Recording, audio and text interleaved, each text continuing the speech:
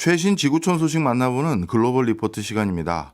한국경제신문의 한경제 기자 나오셨습니다. 어서 오세요. 안녕하세요. 자, 첫 번째 소식은 중국인데 우리나라에서는 한때 열풍이었다가 요즘은 조금 주춤하고 우리 송경제는 아직도 핫한 걸로 그렇죠. 알고 있는데 아직 짱짱하죠. 팟캐스트. 근데 중국에서는 다시 팟캐스트가 뜨겁습니까? 네, 그렇습니다. 중국에서 팟캐스트가 최근 몇 년 사이에 가장 뜨겁게 핫한 미디어로 부상을 했는데요. 업계 추산에 따르면 올해 청취자가 한 1억 5천만 명 정도라고 해요. 네. 물론 이게 중국 인구 전체에 비하면 좀 소수 규모긴 하지만 인터넷 사용자 100명 중에 12명이 팟캐스트를 듣는 수준입니다. 네. 불과 5년 전까지만 하더라도 이 청취자 수가 70만 명 수준이었으니까 그 사이에 200배나 청취자가 폭증한 거죠. 어마어마하네요. 그렇죠. 팟캐스트가 이렇게 성장할 수 있었던 이유는 팟캐스트가 대화 중심이기 때문인데요.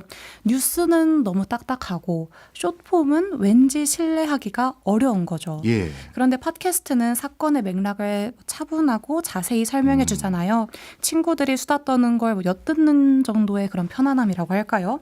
그래서 이제 코로나 때 사람들이 집에 오래 머무는 시간 동안에 뭔가 심적인 위로를 받기 위해서 팟캐스트를 선택했다. 그래서 청취자가 늘었다. 이런 분석도 있습니다. 아, 그렇군요.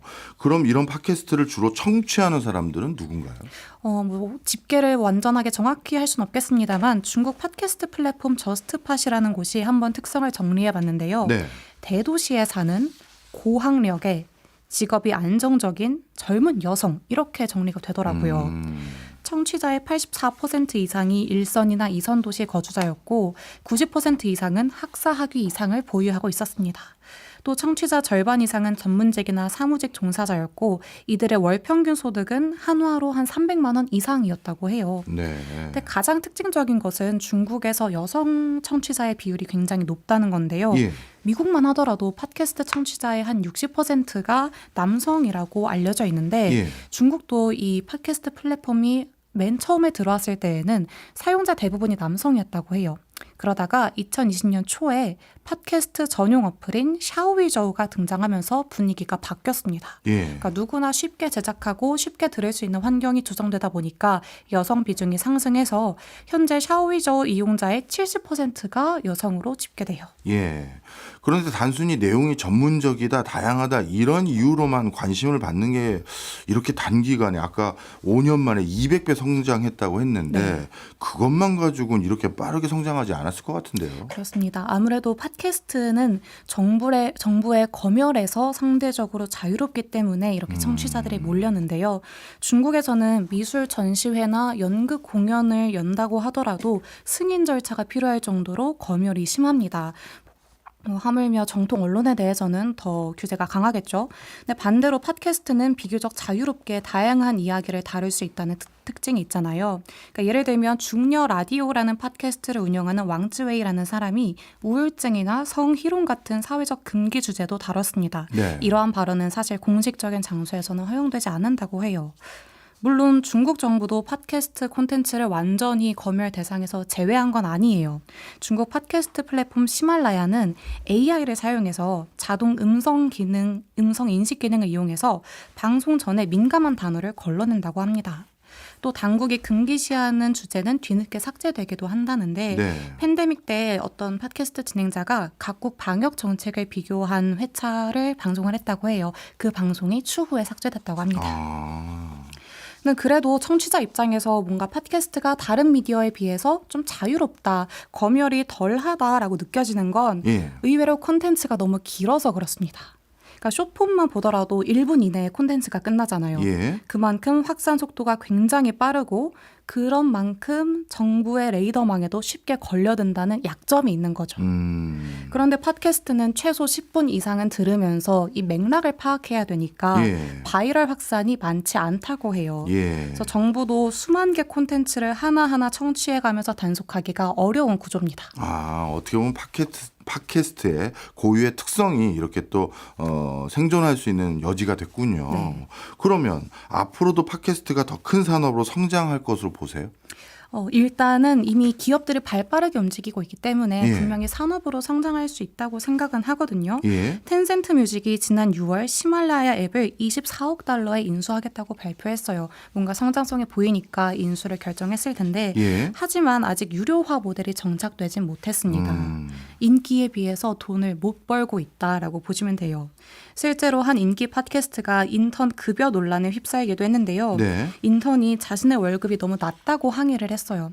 나는 월에 60, 70만 원밖에 못 번다. 좀 올려달라라고 요청을 했더니 예. 그 진행자들이 우리도 작년에 월 평균 수익이 100만 원 정도밖에 안 됐다. 100만 원 중에 사실 6, 70만 원 주고 나면 남는 게 없잖아요. 예. 그 말인즉슨 월급을 올려주면 우리 생계 유지도 힘들다라는 의미였고 그만큼 인기와 이 수익화가 비례하진 않는다는 사례로 생각을 할 수 있겠습니다. 네. 그래서 결국 중국의 팟캐스트가 돈이 좀 돌아가는 산업으로 도약을 하려면 규제 문제가 가장 큰 걸림돌이 될 것 같은데요. 중국 당국 입장에서는 미디어와 정보를 통제하는 게 권력 유지의 핵심적인 요소잖아요. 그런데 오히려 팟캐스트의 인기가 높아지고 영향력이 커지면 정부의 통제 강도도 강화될 것이다라는 게 전문가들의 의견입니다. 네. SNS와 숏폼에 지친 중국인들이 이제는 차분하게 들을 수 있는 오디오로 넘어간 듯한 모습인데 중국의 오디오 르네상스가 본격 시작될 수 있을지 저도 궁금합니다. 네, 알겠습니다. 이번에는 남미로 가보겠습니다. 볼리비아 정부가 부채를 갚기 위해서 금채굴에 나섰다. 부채가 그렇게 많은가 보죠? 네, 볼리비아는 어마어마한 정부 부채를 기록하고 있는데요. 이걸 좀 금을 통해서 해결해 보려고 하는 모습입니다. 블룸버그에 따르면 올해 볼리비아의 부채 상환액이 5,400만 달러로 집계가 되는데 내년과 내후년에는 이 금액이 3억 달러 이상으로 급증할 전망이라고 해요. 이렇게 수천억 원의 빚이 생기게 된 이유와 현재 볼리비아의 상황을 먼저 설명드릴게요. 볼리비아는 에너지 대란과 높은 인플레이션 때문에 민심을 들끓고 있습니다. 에너지 수급이 원활하지 않다 보니까 주유를 한번 하려고 하면 주유소 앞에서 한 하루를 꼬박 밤을 새워야 하는 그렇게 기다려야 연료를 수급받을 수 있는 상황이라고 하고요. 네. 또 물가 상승률은 지난달 기준 24%까지 치솟았습니다. 브라질이나 칠레 같은 다른 남미 국가보다 5배 정도 물가 상승률이 높은 수준입니다. 네. 과거에 볼리비아는 자원 많은 나라, 부자 나라로 꼽히지 않았나요? 어쩌다 경제가 이렇게 됐습니까? 그렇죠. 볼리비아 하면 뭔가 천연가스도 많이 나고 네. 그런 자원 부국으로 알려져 있었는데 실제로 볼리비아가 천연가스 덕분에 2000년대 중반부터 경제 성장을 이룩하긴 했어요. 예. 2006년 집권한 에보 모랄레스 전 대통령이 석유와 가스 산업을 국유화하고 그렇게 수출한 에너지에서 나오는 막대한 자금을 복지와 인프라 확충에 투자했습니다. 덕분에 빈곤율도 많이 낮아졌고 문맹률도 낮아지고 경제 성장률은 몇 년간 5%대를 꾸준히 유지했어요. 네. 이렇게 빈곤국에서 어쨌든 개발도상국으로 발전한 볼리비아를 두고 남미의 기적이다라고 평가하기도 했고요. 또 모랄레스 전 대통령의 정책은 사회주의의 성공 사례로 꼽혔습니다. 네. 하지만 문제는 이 볼리비아가 이룩한 경제 성장이 너무 천연가스에만 의존적이었다는 점이었어요. 예. 2010년대 중반에 글로벌 천연가스 가격이 하락하기 시작하거든요. 그러니까 정부의 가장 든든한 재원이 점점 줄어들고 사라지는 거죠. 노후화된 가스전에서 생산량마저 줄어들어서 에너지 자급률이 하락했습니다. 자원 부국이었던 볼리비아는 2022년 에너지 순수입국으로 전락했어요. 네. 가스 판매량이 예전만 못하니까 외환 보유고도 급격히 줄어들면서 2023년에는 사실상 0에 가까운 수준까지 하락했습니다. 그래서 올해 초에 국제신용평가사 피치가 볼리비아 신용등급을 투기 등급인 CCC-로까지 하향 조정을 했어요. 이렇게 살인적인 인플레이션도 발생하고 또 에너지 대란에 지친 국민들은 결국 집권 여당에 등을 돌립니다. 네. 최근 실시된 대선에서 국민들은 좌파 집권당 대신에 중도 성향 후보와 우파 성향 후보들에게 표를 던졌어요. 예. 이들이 이제 10월 결선 투표에서 맞붙게 되는데 둘 중에 누가 대통령에 당선되든 20여 년간 이어진 좌파 정부의 집권이 막을 내리게 되는 겁니다. 네. 지금까지 어떤 볼리비아가 상황에 놓여져 있는지를 잘 이해할 수 있게 설명을 해주셨는데, 근데 궁금증이 있습니다. 예를 들어서 외화가 부족하다. 그래서 금을 캐기로 했잖아요. 근데 금 캐기로 했던 거는 그냥 해결책을 강구한 건데 이게 문제가 될 이유는 없어 보이는데요. 그 과정에서 문제가 좀 많이 지적이 되는데요. 예. 예전에는 금 채굴 산업을 뭐 국가적으로 육성하는 정도는 아니었다고 합니다. 예. 뭐 대부분 광부들이 개인적으로 금을 캐거나 아니면 외국계 기업들이 제한적으로 채굴하는 정도였는데 이제 재작년부터 볼리비아 중앙은행이 적극적으로 금에 매입하기 시작했어요. 볼리비아 정부 입장에서도 사실 외환 보유고가 텅 빈 상황에서 그 외국에 투자를 유치할 수는 없는 노릇이고, 그러다 보니까 달러를 수급하기 위해서 금을 선택한 거죠. 네. 근데 문제는 이 과정이 투명하지 않다는 건데요. 공식 통계와 맞지 않게 시장에 쏟아져 나오는 금이 굉장히 많습니다. 그러다 보니까 실제로는 불법 채굴된 금도 볼리비아 정부에 흘러가고 있다, 이런 의혹이 꾸준히 제기되고 있죠. 예.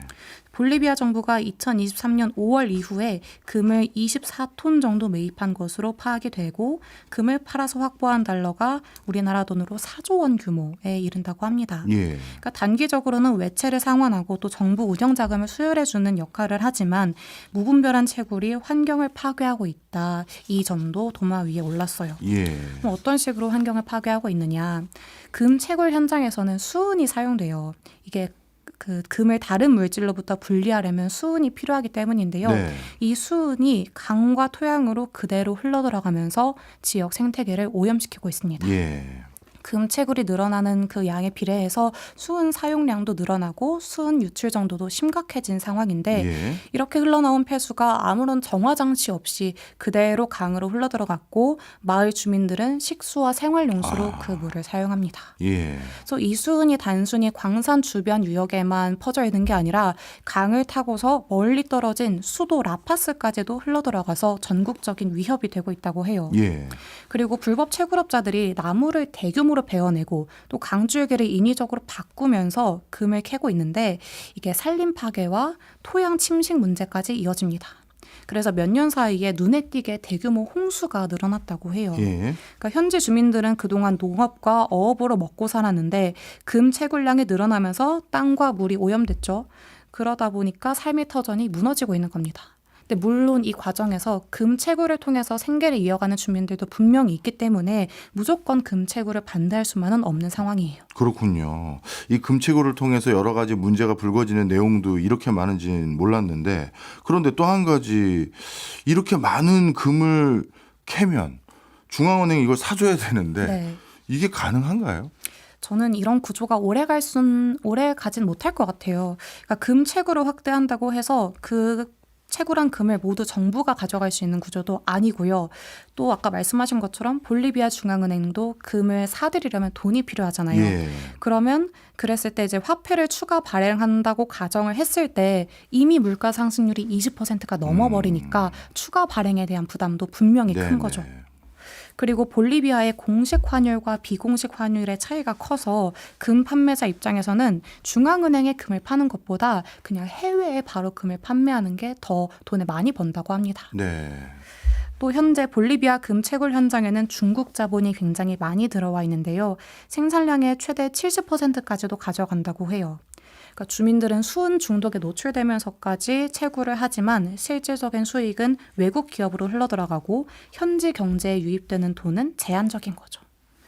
정부 입장에서는 당장의 재정 압박을 해결하기 위해서 금을 활용할 수밖에 없는 상황은 맞거든요. 그런데 이 과정에서 발생하는 사회적 비용과 환경 부담이 시간이 지날수록 더더욱 통제하기 어려워질 것이기 때문에 우려가 큽니다. 네.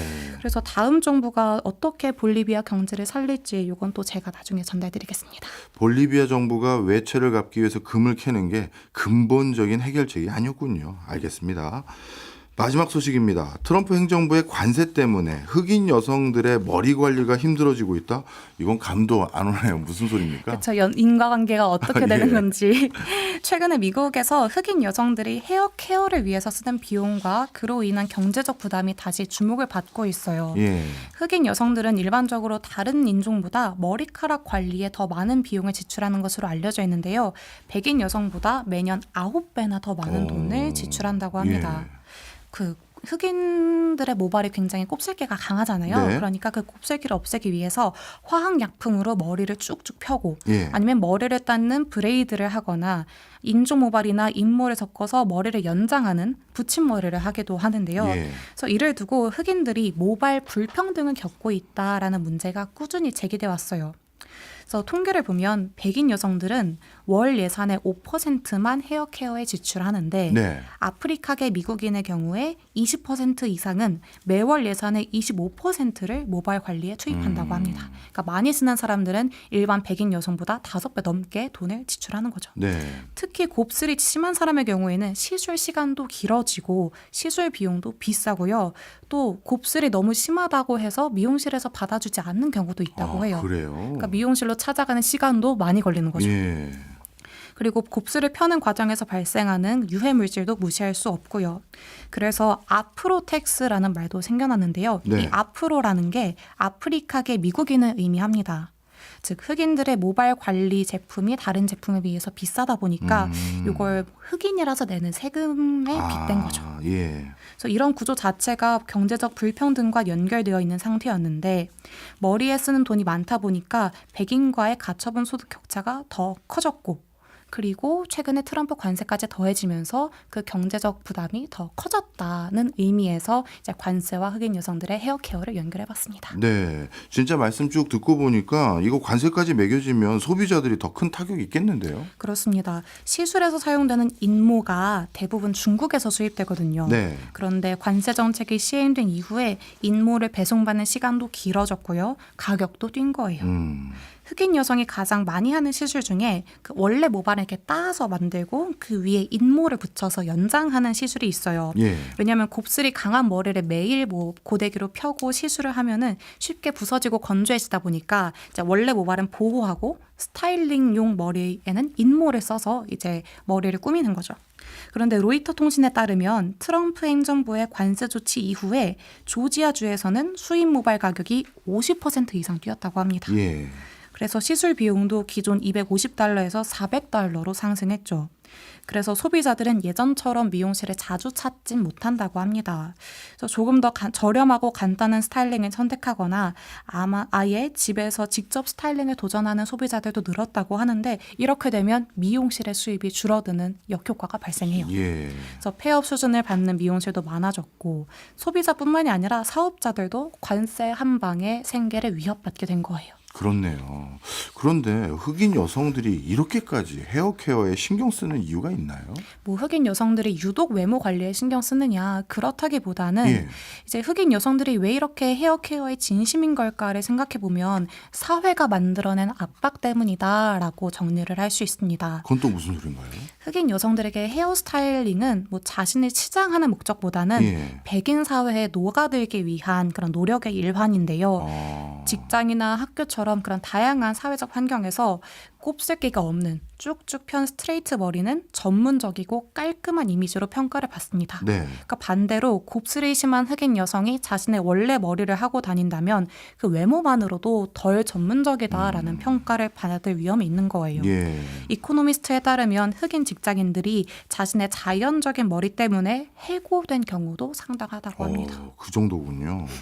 그리고 군대에서도 흑인 특유의 머리 스타일을 제한하는데요. 예. 2010년대 중반까지만 해도 흑인 여성들이 많이 하는 트위스트 모양이나 드레드 머리를 금지했습니다. 그러니까 우리가 레게 머리라고 알려진 예, 그런 예. 따은 머리를 금지했는데 근데 반대로 흑인 여성들은 곱슬 머리를 관리하기에는 따은 머리가 최적이다라고 주장을 합니다.